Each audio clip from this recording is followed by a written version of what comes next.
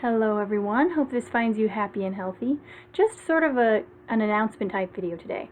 I've been wanting to make a Q&A video for some time. I cannot get back to all of your comments on YouTube, and that kills me because many of them are very well written out and thoughtful, and I really wish that I could respond, but I just can't to all of them. So the one thing that I try to do is to respond to the comments that have questions. That being said, I still let some of those fall through the cracks. So if you have asked a question that I haven't responded to, or you just have a question you want to ask, feel free to comment your question below, and I'll try to compile a list of them to get back to you. And don't worry about, if it's too personal or trivial or whatever. If I don't want to answer it, I just won't answer it. So no offense taken. And the other thing is my new channel. I had mentioned in a previous video that I was going to be starting a second channel in addition to this one, and it is going to be called Make Womanhood Great Again. Some of you are going to think that's cheesy or dumb, but I love it, so I'm going to keep it.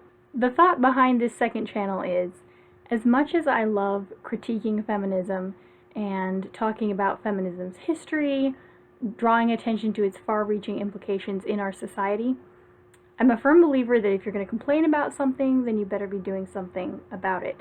And that's what I intend for this second channel to be. Womanhood has fallen on hard times. There's no question about that.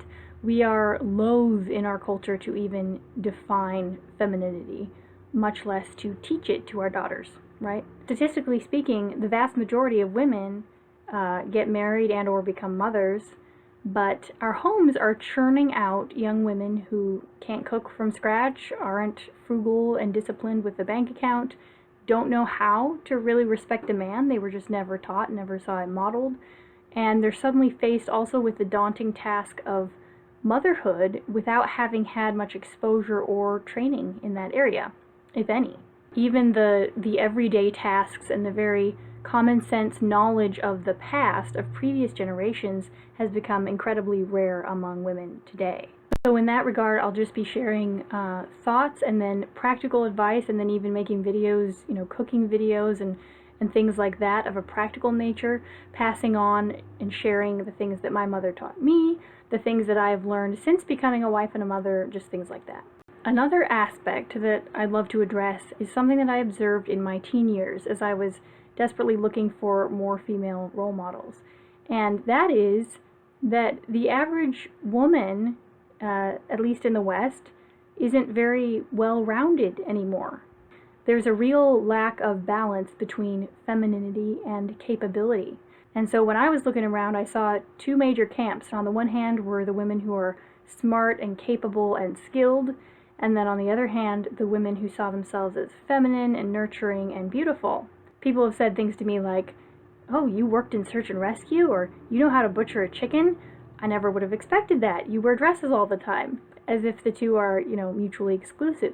And I don't blame people for thinking this way or saying things like that, because it's very true of reality. Women who develop their femininity will very often neglect their character, and women who develop their character will often neglect their femininity. I mean, women used to wear dresses all the time, and they physically labored a lot harder than most any Western woman today. Not that wearing skirts and dresses makes you feminine, it's more of an expression of that, but it's also about your behavior and such. You can't just swagger around and curse like a sailor and then throw a dress on and say that makes a feminine woman.